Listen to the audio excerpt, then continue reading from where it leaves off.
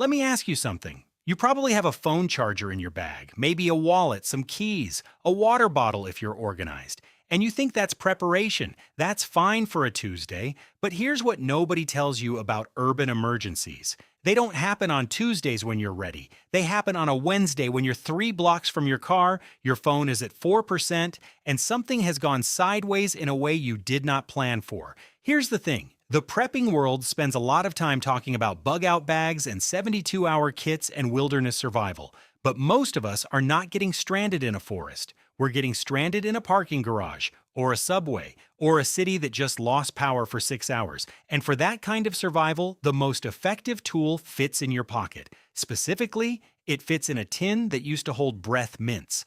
Altoids tins are not a gimmick. They're roughly 3.75 inches by 2.25 inches. Waterproof enough for short exposure, durable enough to live at the bottom of a bag for years without falling apart, and compact enough that there is no excuse, none, for not carrying one. The problem is that most people who build these kits build the same kit. Fire starter, a few bandages, a whistle. Fine, but basic. And it leaves 4 categories of urban emergency completely uncovered. These are the 5 kits you're probably missing. We're starting at number 5 and ending with the one that my neighbor, a retired EMT with 22 years on the job, told me she wished more people carried. Kit number 5, the Navigation and Blackout Kit. Pull up Google Maps on your phone. Now imagine your phone is dead. Now imagine it's 11 p.m. and you're in an unfamiliar part of a city that's mid-blackout. That scenario is not theoretical. It happened in New York in 2019. It happened in Texas in 2021. It happens somewhere in America every single month. Your navigation kit fits in one tin. Inside, a small button compass, actual magnetic compass, not digital, $5 on Amazon.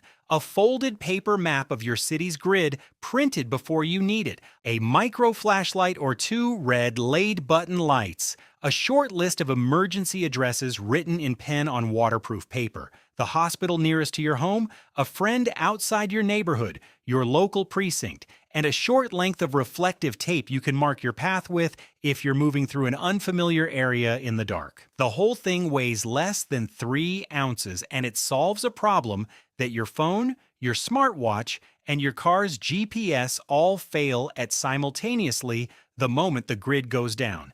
Kit number 4, the Urban Medical Upgrade. Kit most Altoids first aid kits look the same. Bandages, alcohol wipes, maybe a pain reliever, and those are fine for a scraped knee. They are not fine for the actual medical events that happen in cities. Here's what goes in the upgraded version. A tourniquet, specifically a cat or soft dablio, which you will need to fold creatively, but which absolutely fits.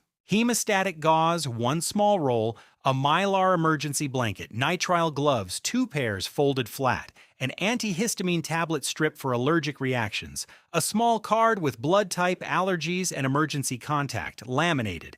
The reason this matters, the average emergency response time in a major American city is between 7 and 14 minutes. My neighbor, the EMT, told me that most of the outcomes she saw that went badly in that window were not from lack of advanced equipment. They were from uncontrolled bleeding that the person standing next to the victim had no tools to address. You are almost certainly going to be a bystander in someone else's emergency before you're the victim of your own. This kit makes you useful in that moment instead of helpless.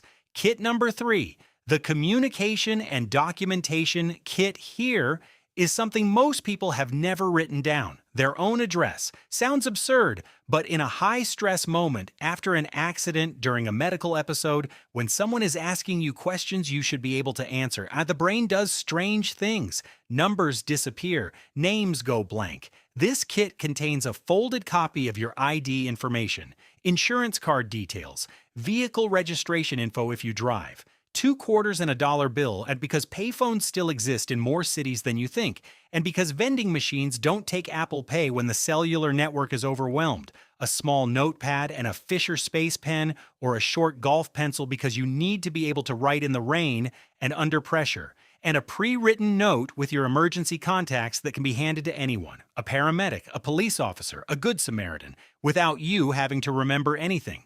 Redundancy is not paranoia, it's just the thing smart people do before they need it.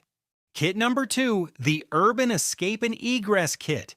This one is going to sound extreme until you've ever been stuck somewhere you shouldn't be stuck. A glass breaker and seatbelt cutter is the core of this kit. The good ones are the size of a thick pen and fit easily in the tin. If you have ever driven into standing water, if you have ever thought about what happens when a car door won't open from the inside, you understand why this is not optional. Next, a handcuff shim and a bobby pin for reasons that are more about lock failure than anything dramatic. Old handcuffs, stuck mechanisms, and industrial locks fail in emergencies with remarkable frequency.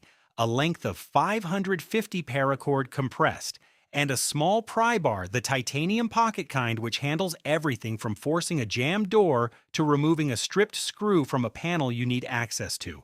The whole point of this kit is egress, getting out of places you're stuck in. Cities are full of them. Stalled elevators, flooded underpasses, locked stairwells, vehicle accidents. This is the kit that covers the scenario most people refuse to think about because thinking about it makes them uncomfortable. Think about it now when you're fine, so you're ready when you're not.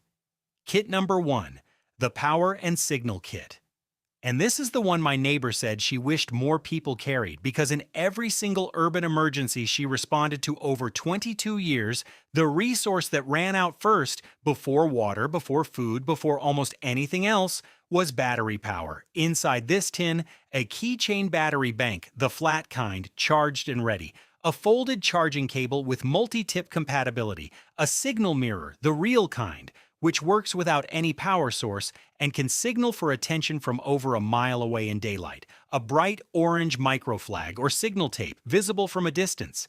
And a whistle, specifically a Fox 40 or similar P-less design, because regular whistles clog with moisture at exactly the wrong moment, and a good whistle can be heard 4 to 5 blocks away without any battery required. The irony of urban survival is that you're surrounded by people and infrastructure and yet completely unreachable if your power goes out and your signal fails. This kit closes that gap. It makes you findable, it makes you connected, and it means that when everything else fails, you still have a way to say, loud and clear, I am here, 5 tins, 5 scenarios, each one filling a gap that the standard kit completely ignores. The materials cost somewhere between $30 and $60 total if you shop carefully. You can build all 5 in an afternoon. The question isn't whether urban emergencies happen. They do, every day, in every city in this country. The question is whether you're the person standing in the middle of one, wishing you'd spent that afternoon a little more wisely.